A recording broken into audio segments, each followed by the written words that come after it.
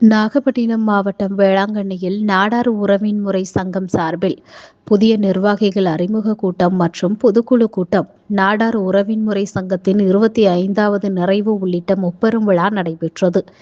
இந்நிகழ்ச்சியில் சிறப்பு விருந்தினராக பனங்காட்டு மக்கள் கழக மாநில வழக்கறிஞர் சிலுவை நாடார் கலந்து கொண்டு சங்க வளர்ச்சி குறித்து ஆலோசனை வழங்கினார்.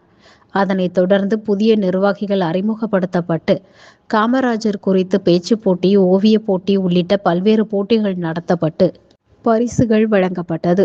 இந்நிகழ்ச்சியில் வேளாங்கண்ணி பேரூராட்சி தலைவி டயானா ஷர்மிளா, துணைத் தலைவர் தாமஸ் ஆல்வா எடிசன், வேளாங்கண்ணி பேராலய பங்குத்தந்தை அற்புதராஜ், நாடார் உறவுமுறை சங்கத்தின் சங்க பெருந்தலைவர் அருளானந்தம், தலைவர் ஸ்டாலின், சங்க செயலாளர் ஆரோக்கியதாஸ், பொருளாளர் ரஞ்சித் அந்தோணி மற்றும் பொறுப்பாளர்கள், செயற்குழு உறுப்பினர்கள் மற்றும் சமுதாய குடும்பங்கள் அனைவரும் கலந்து கொண்டனர்.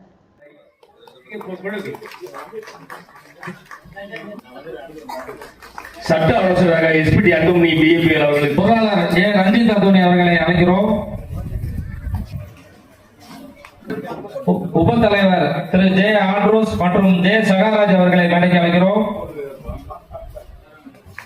துணை செயலாளர் டி ஜான்சன் அவர்களை மேடைக்கு அழைக்கிறோம். துணைத் தலைவர் அவர்களையும் மற்றும் இங்கே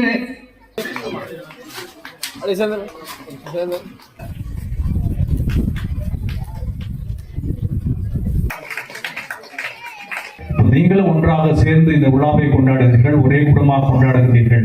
எனவே நீங்கள் எடுக்கின்ற ஒவ்வொரு காரியமும் நன்றாக இருக்க வேண்டும்.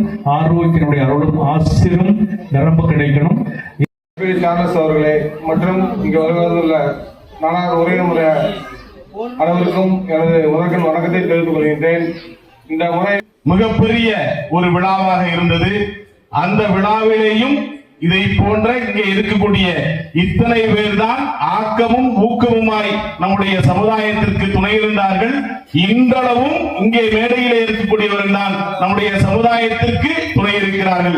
அந்த வகையிலே அவர்களுக்கு என்னுடைய நெஞ்சார்ந்த நன்றியையும் தெரிவித்துக் கொள்கிறேன். நாடார் உறவுமுறை சங்கத்தினுடைய 25வது ஆண்டு நிகழ்விற்காக இங்கெல்லாம் கூடியிருக்கிறோம். வேளாங்கண்ணி நாடார் உறவுமுறை சங்கத்தின் சார்பா இன்னும் 2 மாத காலத்துல சங்கத்திற்கான புதிய கட்டடமும், வரக்கூடிய ஜூலை 15 பெருந்தலைவர் காமராஜர் பிறந்த தினத்தன்று அவருக்கான முழு உருவ சிலையும் இங்கு திறக்கப்பட இருக்கிறது. மேலும் நாடார் உறவுமுறை சங்கத்தின் சார்பா எல்லாருக்கும் ஏழை எளியவர்களுக்கு நிதி வழங்கியிருக்கோம். இன்னும் வரக்கூடிய 2026 தேர்தலில் நாடார் சமுதாயத்திற்கு உரிய அங்கீகாரம் கொடுக்கக்கூடிய கட்சிக்கு தான் நம்முடைய நாடார் சமுதாயம் தலைவர்கள் எல்லாம் கூடி வேலை பார்க்க இருக்கிறாங்க.